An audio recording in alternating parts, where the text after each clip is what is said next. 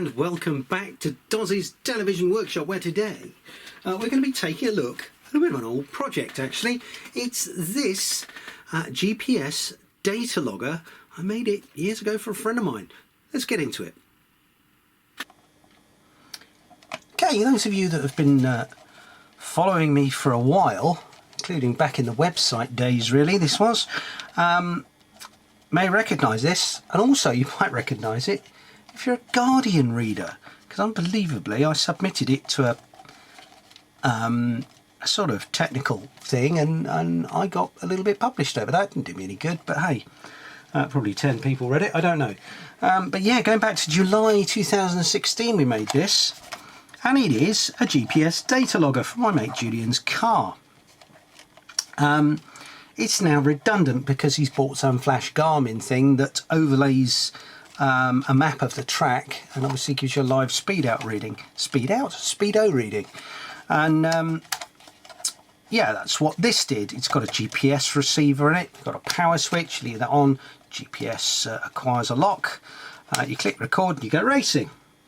And it generates a KML file to this SD card, which you could load into Google Maps, I think, or Google Earth, can't remember, one of the two, and it would plot your position on the track and give you all the speeds, so you could see if you were, going too fast in a corner and going to make a mess of things. Anyway, it's now redundant, like I say. So Julian has asked me if I could repurpose it because he's built another car. He's got another car now, which is a bit of a rally thing, but he can't position the Speedo where he can see it, because you can look down into the dash and it's suboptimal. So he's asked if I could repurpose this and just make it a Speedo, but the display, it's one of these OLED displays, very cheap. I have to say they don't stay bright for very long when you run them flat out. I've noticed this on the Tiny GS experiment that's running behind me there. The screens get very burned if you leave them, if you start them out at very high brightness, so I generally set them at minimum brightness now. Very bright to start with, and they sort of fade quite rapidly and sort of get almost a ion burn. Wrong word, but yeah, if you remember CRTs get an ion burn, you'll know what I'm talking about. Yeah, sort of image sort of gets burned into the OLED display, so if you put a completely white picture behind it, you'll still see sort of remnants of the old text, where those diodes aren't quite as bright anymore. So an OLED display is not ideal for this. He said, could I just, repurpose this to have a big speed display? So the answer really is no, but I mean, we've got a lot of useful hardware in here we can certainly reuse, so just have a look at it, shall we? It's all a bit hot snotted together. We've got a U-Blox Neo, what's that one, 6M GPS receiver. We've got this OLED display which we can make redundant. We've got a little power supply PCB there, which I think I can reuse. I've got a card reader, of course, which is going to be redundant. I think, is that a Pro Micro? Is it called a Pro Micro? It was the Arduino, but with no USB on it, so you had to put a programmer on it. I bought a lot of them very cheap when I sort of first started messing about with Arduinos, as I'd moved away from PICs. Just for ease of use, so it's stuck on there well and truly. Anyway, I think most of this is going to be scrap. I'm going to save the GPS receiver because, yeah. What we got for a display, I dug through my box of display bits. We've got these nice, quite chunky 7-segment displays. I think that'll make quite a good display. So yeah, we'll go with that. It is a TM1637 display. It ain't going to fit in the box, so the box is going to be scrap. What I'm thinking of doing is 3D printing a little enclosure for it all. We can mount that up nicely in the front that way. Right, so yeah, I think the first thing to do is see what's salvageable out of that lot.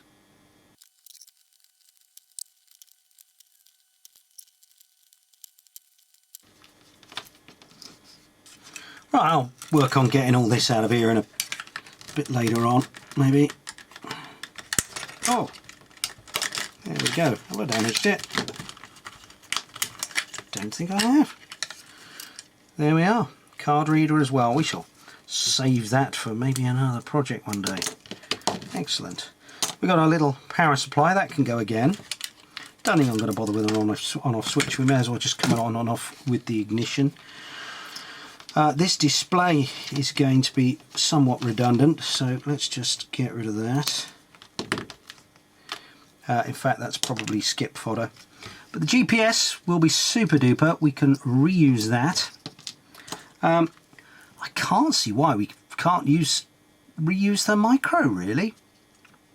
I mean, it's going to be doing basically the same job as it ever was, just driving this TMS display, and we could make a very compact unit. 3D print, quite a smart enclosure for that, and yeah, that's what I think we'll do. So the GPS receivers, they talk over a conventional serial interface. There is a transmit and receive line connected here. And you're thinking, oh, we're only receiving, but you can actually program these receivers with various different parameters. And yeah, I have, back in 2016, this one has a lithium battery on it, so you program it and the lithium battery recharges and saves the data in some sort of battery backed up memory. The cheaper ones of these at the time, which my friend Ryan bought, didn't have the battery included, and every time we programmed them used to use a utility supplied by uBlocks, can't remember the name of it now, Windows thing, it's very good, but we used to use that to program these and set them up for fast update rate or whatever, which is what we used on this, and then save the contents to the RAM, and then every time it would start up, whilst the battery was good, you'd have those settings saved. Now, Ryan's didn't have the battery, so we had to come up with a different method of doing that, whereby every time the sketch started up, this would default, and then we'd program this in runtime to the settings we needed, and then it would run fine. So the sketch that I wrote will incorporate that. In fact, everything I've done with these subsequently, because you know, it might be months between uses, that battery might not be holding the data anymore, and you might need to start again. No good having to disconnect this, connect it to Windows and reprogram it. So I wrote a thing to do it in runtime, which does work very well. So yeah, that's got a chat to the micro over its COM port, which is easy, and then we've got to write the speed to the display. I'm also thinking we could get maybe something that says no lock on there in the event of GPS not being locked. So yeah, there we go. I don't even know what kind of interface this is. I don't even know what colour it is, actually. There's a thing on the back that tells you which colour it is. And zoom in, you can have a look. Ooh. Where are we? Going that way. So there's a sort of little legend here. White, blue, green, red, yellow, and they're all filled in, so who knows. So we've got VCC, ground, data and clock. It's probably SPI, isn't it? It's a TM1637, so we're going to look at that. So, well, that's it, isn't it? I've got most of the bits already, including the power supply. So we don't need the card anymore either, will we? So that's all redundant. We can rebuild this and get on it. Right. I think the first thing to do maybe is to sort of cobble up. No, the first thing we need to do is find out the data on this TM1637 IC. Let's go and have a look on the computer. Right, I've dug out the data sheet. It's a Titan Micro Electronics LED drive control special circuit, LED display, blah blah blah, with keyboard scan interface. We shan't be using that bit. Internally integrated with an MCU digital interface, blah blah blah, LED high pressure drive and keyboard scan. There we go. Mainly applicable to the display drive of induction cooker, microwave oven and small household electrical appliances and speedometers. Right, we want to know how many volts it works on and what the interface is. So it's serial, obviously. There's our keyboard scan if we ever fancy making something else with it. Okay. Right, it's looking very much like it's I squared C, so that's nice and easy. What I want is the supply voltage, really. Nixie tubes. They always call these Nixies, and I don't know why, because they're not, but anyway. Ah, here we go. TM30 power supply should be 5 volts. Oh, that's a Blu-ray Nixie tube. Breakover step down voltage is 3 volts. Blu-ray. I think they mean blue LED. Logic power supply voltage between 0.5 and 7 volts. So yeah, excellent. Right, okay. So we can run happily off 5 volts. That's easy. That makes my life easier. It's an I squared C interface. So yeah, let's get on with that. Right, well, I've got a bit of hardware lashed up on the bench. I'm not going to use this Pro Mini until I tidy it up. So I'm developing on an Uno. I've got my 6-digit TM1637 display connected up to power, 5 volts and ground, clock and data into pins 2 and 3. Let me tell you which is which. Pin 2 is clock, pin 3 is data. Now my GPS receiver, the serial, is going to connect in to pins 0 and 1, sorry, RX and TX, but that's going to stop my programming interface working because they share the same UART, because there's only one. Excuse me. So yeah, anyway, I've tried quite a few drivers to get this display to be happy. Most of them only seem to cope with the sort of 4-digit display, and this having 6 digits, I don't really need 6, I only need 3. We're never going to exceed 100 miles an hour, or 99.9, so, you know, 3 would be absolutely ample. But this display is a bigger, it uses a bigger 7 segment, so, you know, it's a lot more visible. So that's what I've gone with. It's red in colour, by the way. So yeah, I've conjured up a bit of code. So if I just plug it in, bear with me. There's my lead. Give it a bit of power from the computer. And there you go. You can quite clearly see there it's come up with no lock, because obviously this can't really see the sky in here. So I think the next thing to do is to take this lash up and go and try it in the car. But before that, I'll just talk you through the code. Okay, so here's the code. You can see I'm using the Arduino IDE, and I have to say it's the first time I've used it, and my goodness, what an improvement on the old one. Normally I write my stuff in Platform IO, but I've broken my Platform IO at the moment, and this was just going to be a quick job, so I wasn't particularly bothered about fixing it. So yeah, right, so first thing we need to notice is this TM1637 library here, and this is this one, TM1637_RT by Rob Tillart. This is version 038, and it was the only one that sort of I managed to get to grips with it driving the 6-digit module. All the others seem to do 4, so yeah, or just came up with odd formatting problems. This one just works straight off the bat. We've got Tiny GPS ++ installed to cope with the decoding of the NMEA sentences from our GPS receiver. I've defined a clock and DIO pins there for the TM1637 driver OC. I've got a couple of variables. I've got an integer for satellite satval, number of satellites in view, and speed. Also, we got a character array speed A there. That's for speed ASCII, I suppose. tiny GPS. There's our object for that. And the first thing we do is we send all this rubbish. Why I've never rewritten this and put it into a an array, I don't know.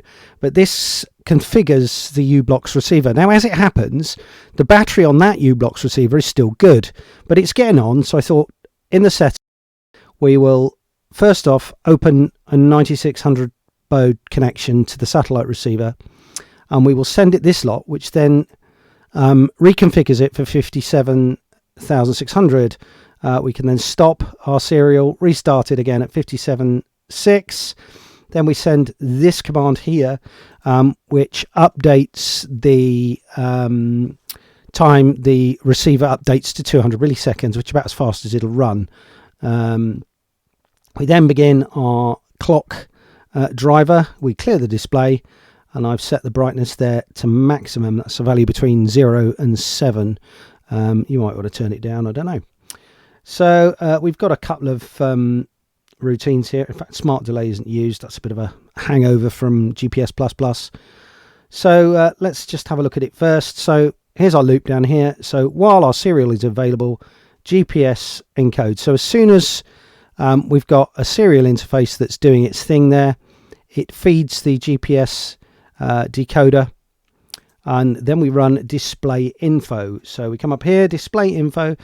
So our sat val is an integer of the number of satellites we've got locked, and if it's less than 4, then we do some stuff here. So we've got a character buffer of 20. We've got data buffer there of 10, and then we do an str copy. So that adds to buffer no lock. Now, no lock, we've got less than 4 satellites in view. We're not going to have a decent speed, so we're just going to put up, we haven't got a lock on our display. ASCII to 7 segment buffer and data. So we're sending that buffer and the data to that procedure. So let's just have a look at that. ASCII to 7 segment should be up here. There we go. So that basically loads the buffer, decodes it, and sends it to the display. And then we go TM display raw, which is sending that raw data out to the display, so it's displayed on the screen. That came more or less from one of the examples in supplied with this library. Okay. So then we got an else. So if we've got more than 4 satellites in view, our speed, our floating point speed is got from the GPS, multiplied by 10 and turned into an integer.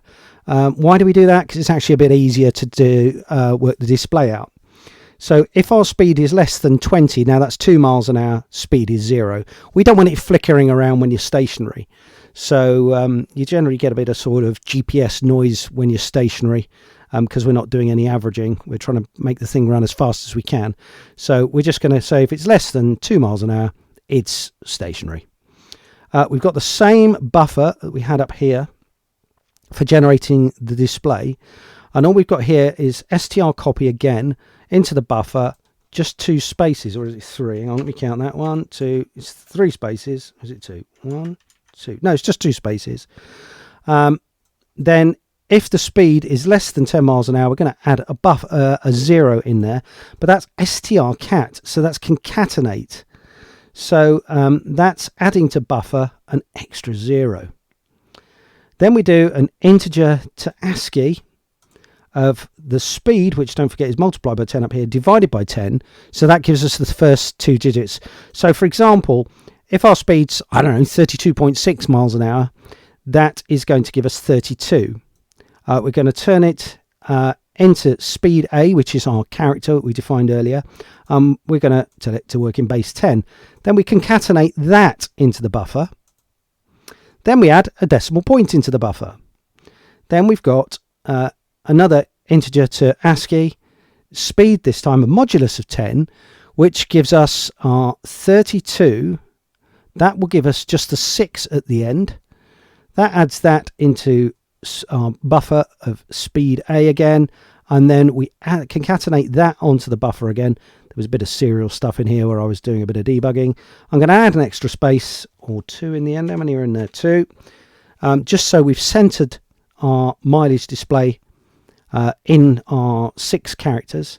And then again, we just display it out. And that's it, really.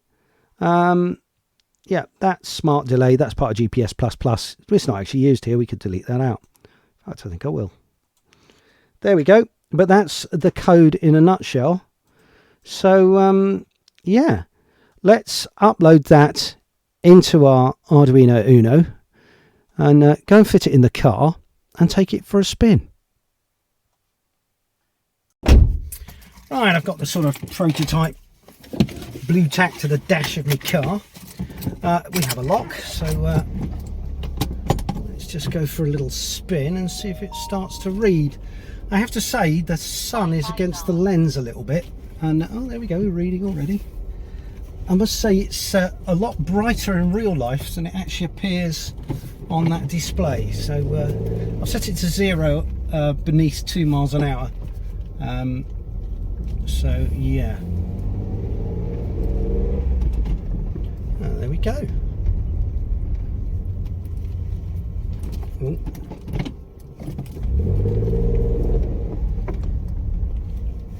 Bit of traffic in the close.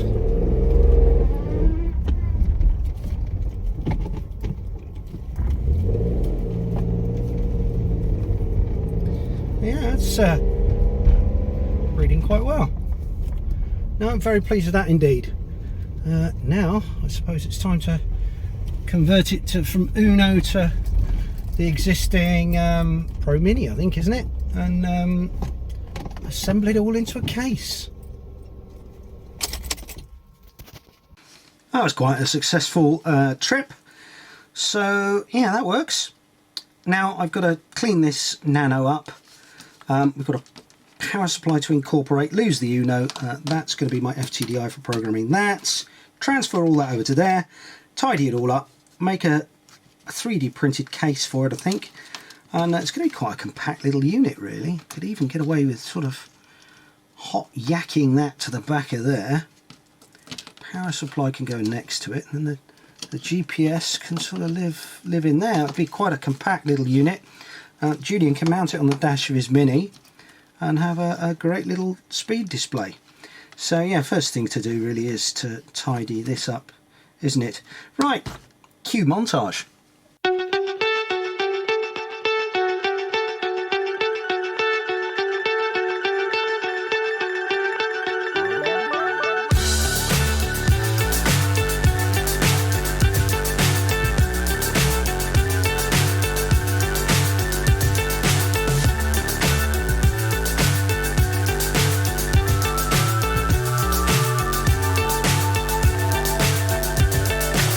So high I'm hypnotized. What's up is down, what's left is right. Chasing stars and holding you. I can't see the end, but we'll see it through.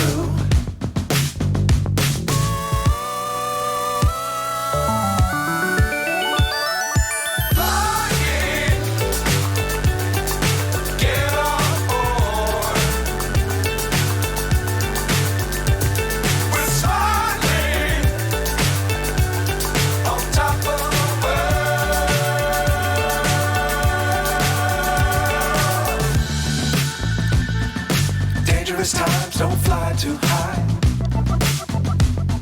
Be sure to keep the ground in sight. Fly forever if you keep it tight. Love the world but keep the sky on your mind.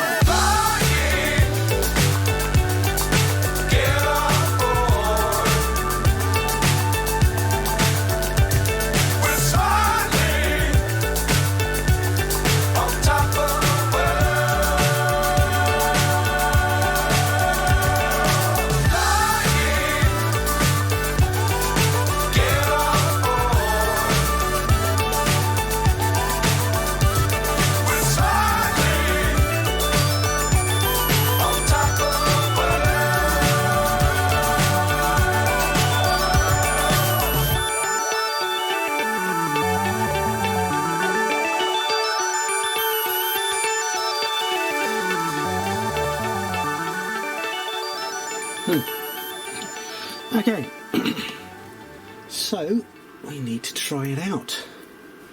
We'll put the bench power supply on. I'm going to need some method of connecting it.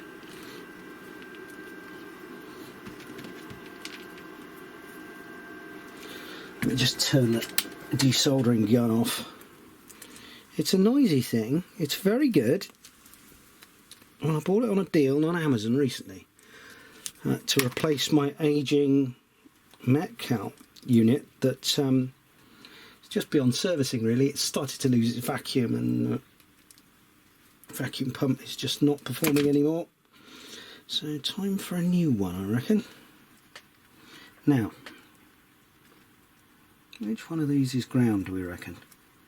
I should have paid attention when I took it apart. It should be quite easy to find because both grounds on that power supply should be connected together.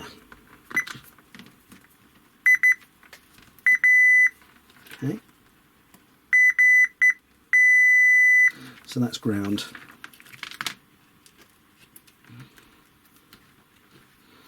So that is plus. I'm going to use that age-old convention that white is plus 12. Plus 12. Quite. Oh, strip, you swine stuff. It's the trouble with this Teflon stuff. If it's too short, you can't grip it. I'll tell you what. Let's just put a nasty DuPont in there for now, and that'll do us. What another one? Yeah, that'll do.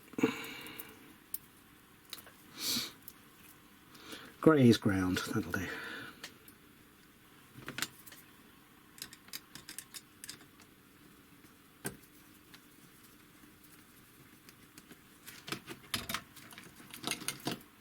Where was that going? Oh, that's come undone already. Or did I never solder it? I never soldered it, did I?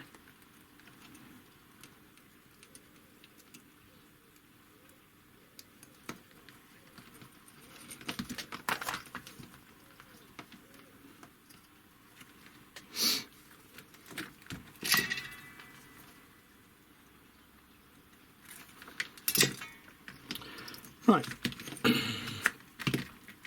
Grey is ground. That is 12 volts. Let's put a sensible current limit on there. I don't know, 100 milliamps.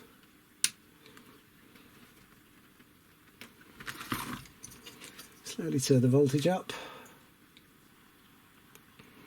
There we go. That's obviously got no lock. Is that showing up on the camera? Let's just turn the light down a bit. There we go. No lock. And yeah, let's just turn that all the way up to 12 volts.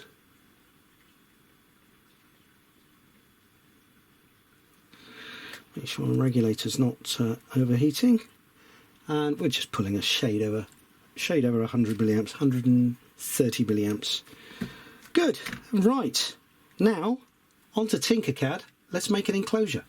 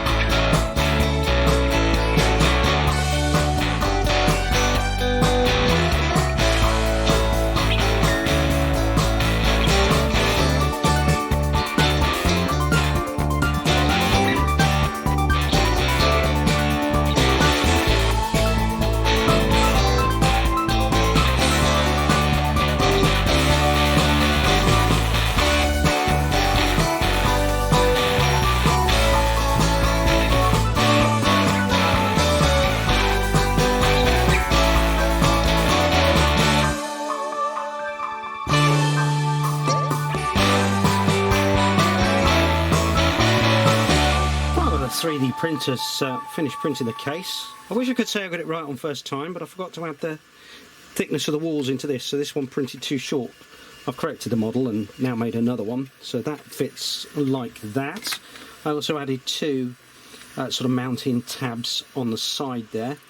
The display butts up against, there's a sort of indented part there, so the display butts up against that, and it does the same here. You can see that on the camera. Let me catch it in the light. Where are we there? You can sort of see there's a ridge there, and the display literally just butts up against that. This is just to locate the case at the rear, locates against its mate over here. I've gunged the power supply in with a bit of hot snot. We've got a little on-off switch I've added, so we've just got to arrange the rest of the electronics to sit in there. With a little bit more hot glue, I think, will do the job. And get the lid on. I'll have to organise these wires a little better. Actually, I wonder if it'd be better on its side.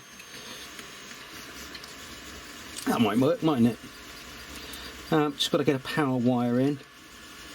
And yeah, we're sort of ready to go then. So I'm going to do the power lead next. I'm also attempting to 3D print an escutcheon for the front with a sort of a shield on it, keep the sun off it a bit. We'll see how that goes. It's currently printing now, so yeah, we'll see how that goes.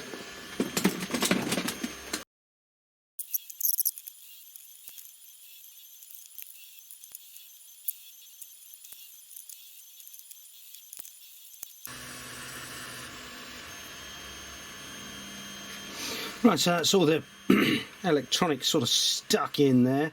It's not very pleasant, but it'll do fine. Let's just get 12 volts down here. Just check it all still functions.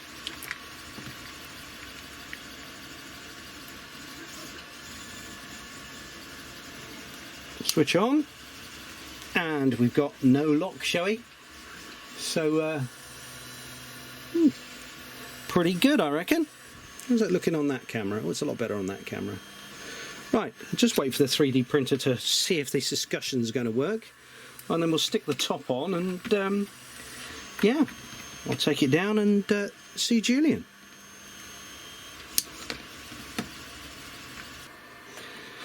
I've had a little go at 3D printing a bezel to go on the front. We've got a bit of support structure, so let's just get rid of that as best we can.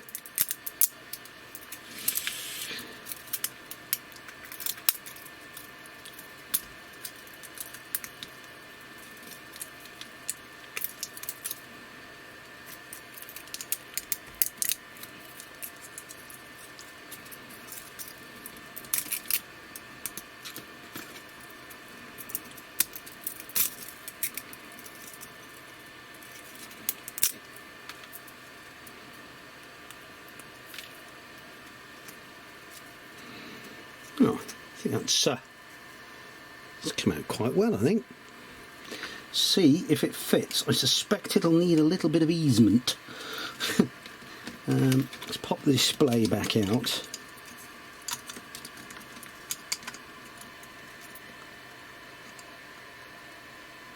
Yeah, a little bit shy there. Thought we may be, hence I got the file out in readiness.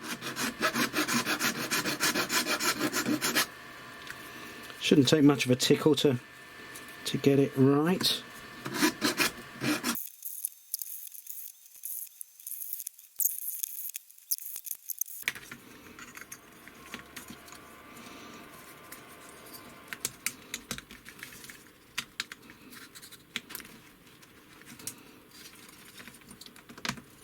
Oh.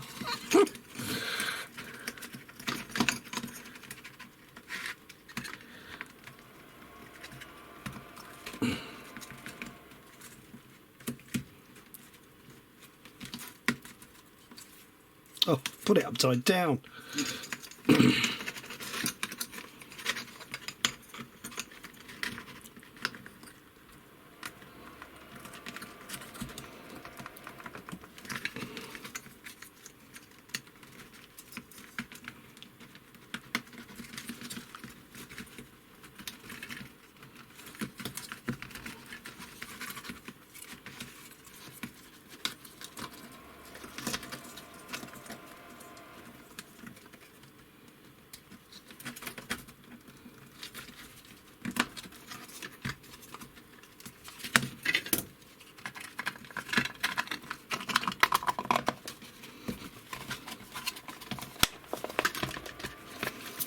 yeah, that's really very smart.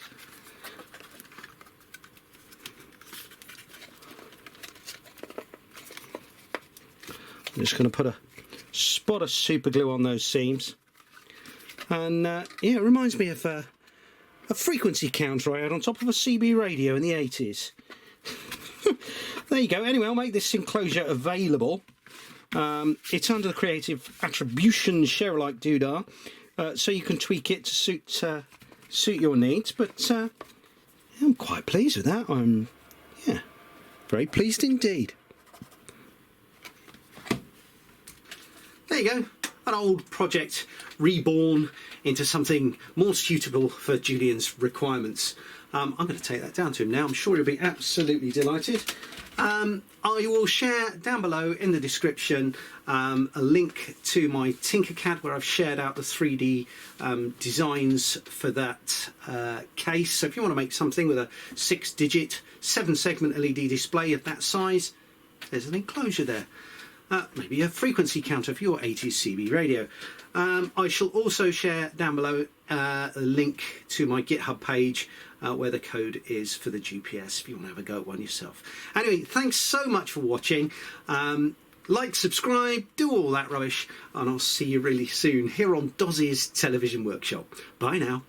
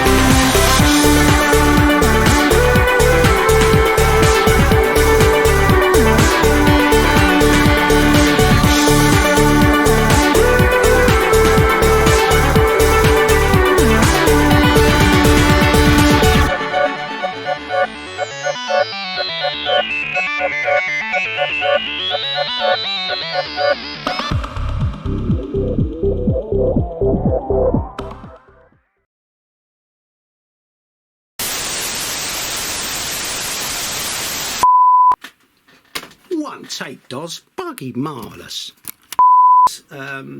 Segment LED display, 6-digit 7-segment LED display. Let's do this again because I've muffed it up. Where is the hot glue gun? Oh, for God's sake, here we go again.